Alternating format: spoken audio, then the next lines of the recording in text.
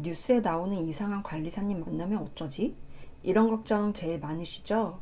저도 똑같이 했습니다. 후기를 찾아보면 위생관념 없는 관리사님 만나서 엉망이었어요. 돈은 돈대로 쓰고 눈치 보느라 쉬지도 못했습니다. 이런 글들이 많아서 걱정을 많이 했습니다. 하지만 막상 집에 가서 육아 전선에 뛰어들려고 하니 뭐를 어떻게 해야 할지 너무 막막했습니다. 그래서 저는 산후도우미 서비스를 이용했는데요. 결론부터 말씀드리자면 잘한 선택이었습니다. 오늘은 산후도우미 서비스의 장단점부터 실제 이용한 후기, 그리고 업체 신청하는 방법까지 정리해 드릴게요. 일단 장점부터 말씀드릴게요. 첫 번째는 회복 시간을 확보할 수 있습니다. 신생아는 주로 2~3시간에 한 번씩 수유를 해야 하는데요. 새벽에 잠 못 자고 수유하면서 육아하다 보면 낮에 조금만이라도 자면 좋겠다는 생각을 많이 하는데요. 이때 산후관리사님이 도움이 많이 되었어요. 관리사님이 계시는 동안 낮잠을 푹 잘 수 있어서 특히 잠이 많은 저는 구세주를 만난 기분이었습니다. 수면 부족은 산후우울증의 주범인데 낮에 단 2~3시간이라도 푹 잘 수 있다는 게 정말 좋았어요. 두 번째는 신생아 케어 1:1 과외를 받을 수 있어요. 첫 아기이다 보니 모르는 거 투성이었습니다. 저는 조리원에서 퇴원하고 그 다음날부터 관리사님이 오셨는데요. 첫날부터 이용할 걸 후회했어요. 당일날 집에 오자마자 아기가 응가를 했거든요. 화장실에 수전을 설치해 놨었는데 아기 엉덩이를 어떻게 닦아야 할지 남편하고 한동안 진땀을 흘렸었던 기억이 있는데요. 그래서 다음날 관리사님 오셨을 때 아기 엉덩이 닦는 법부터 여쭤봤던 기억이 있어요. 아기 목욕시키는 법, 기저귀 가는 법, 배꼽 소독 등등 관리사님께 여쭤보면 잘 알려주시고 곁에서 직접 보고 배우니까 막막함이 조금씩 사라졌습니다. 세 번째는 식사와 집안일 지원입니다. 내 몸 돌보기도 힘든데 밥 차리고 청소까지 너무 힘들죠?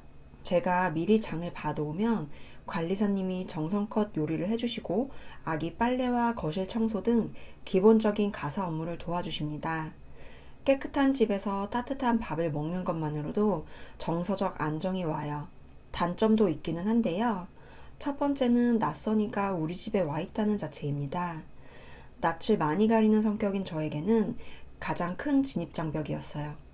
내가 가장 편하게 쉬어야 할 집에 타인이 있다는 사실 자체가 스트레스였거든요. 처음에 산후도우미 서비스를 이용하는 게 꺼려진 이유가 저는 이게 제일 컸어요. 성격이 내성적이라서 오히려 관리사님 눈치를 보느라 제대로 못 쉴 것 같았거든요. 그치만 힘든 육아를 하다 보니 낯선이고 뭐고 관리사님 계시는 동안 몸도 회복하고 너무 좋았습니다. 부침성이 좋으신 분들은 관리사님하고 많이 친해지기도 하더라고요. 저는 극아이라 끝까지 친해지지는 못했지만 다행히 좋으신 분 만나서 크게 불편함은 없었습니다. 두 번째는 복불복의 위험성입니다.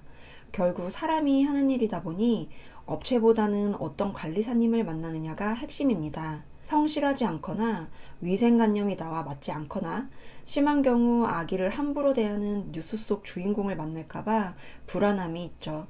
저는 처음부터 운 좋게 좋은 관리사님 만나서 2주 동안 쭉 함께 했는데요. 육아 방식이 안 맞거나 이상한 관리사님 만나면 업체에 요청해서 교체도 할 수 있습니다. 그러면 어떻게 하면 좋은 분 만날 수 있을까요? 맘카페 같은 곳에서 단순히 추천해주세요 라고 하면 업체 홍보 댓글만 달립니다. 대신 교체 없이 끝까지 이용한 후기나 구체적인 에피소드가 적힌 글을 찾으세요. 그리고 예약할 때 상세 요구사항을 전달하세요. 성격이 조용하신 분, 위생 철저하신 분, 요리 잘하시는 분 등 본인의 우선순위를 업체에 명확히 전달해야 매칭 성공률이 높습니다.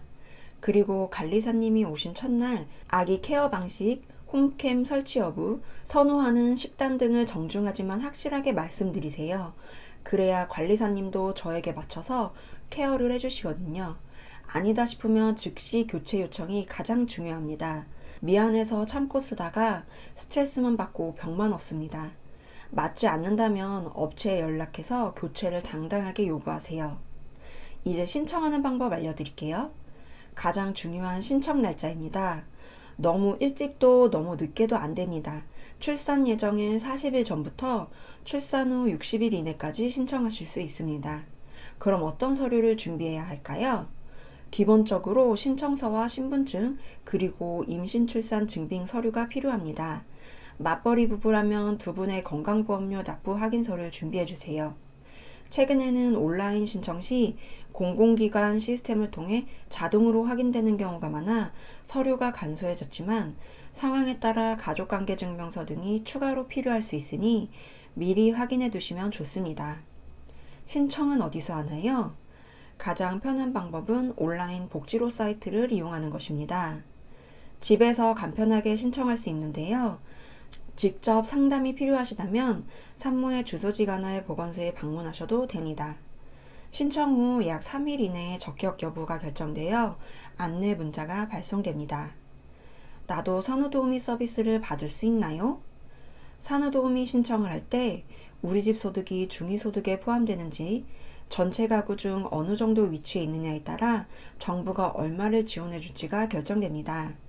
2026년 기준으로 기본 지원 대상은 기준 중위소득 150% 이하인 가구입니다. 하지만 내가 150%를 넘는다고 해서 미리 실망하실 필요는 없어요. 각 지자체마다 소득 기준을 완화해서 예외적으로 지원해주는 경우도 많거든요. 최신 중위소득 판정 기준표와 상세한 등급별 지원 금액은 설명란에 링크로 정리해두었습니다. 그리고 정부 지원금 외에도 구청이나 시청에서 본인 부담금의 일부를 환급해주는 지역이 많으니 거주하시는 보건소에 꼭 물어보세요. 마지막으로 신청 후 절차입니다. 자격결정 통지를 받으셨다면 이제 실전입니다. 사회서비스 전자바우처 홈페이지에서 우리 동네 서비스 제공기관 리스트와 평점을 확인할 수 있습니다. 마음에 드는 업체를 골라 상담 후 계약을 체결하고 서비스 시작 전까지 본인 부담금을 업체에 입금하면 예약이 완료됩니다. 정부 지원 유형에 따라 서비스 기간을 선택할 수 있으니 우리 가족의 상황에 맞춰 결정하시면 됩니다. 한번 결정된 서비스 기간은 중도에 변경하기 어려우니 꼭 체크하세요. 그리고 인기 업체는 빨리 마감이 되니까 미리 예약해 두는 것이 좋습니다.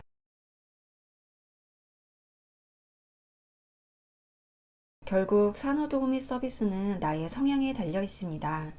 저는 다행히도 너무 좋은 관리사님 만나서 아이도 너무 예뻐해 주시고 음식도 너무 잘해 주시고 저를 너무 편안하게 해주셔서 너무 감사했습니다. 뉴스에 산후도우미 관련해서 안 좋은 뉴스가 나오면 좋으신 분들도 많을 텐데 그런 몇몇의 사람들이 이미지를 안 좋게 한다는 생각도 많이 들었어요.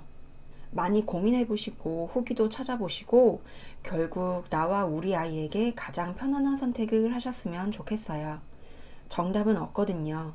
어떤 선택을 하든 엄마 아빠가 행복해야 아이도 행복하다는 사실 잊지 마세요. 혹시 산후도우미 이용하면서 겪었던 에피소드가 있다면 댓글로 공유해주세요. 다른 예비 부모들에게 큰 힘이 될 것 같아요.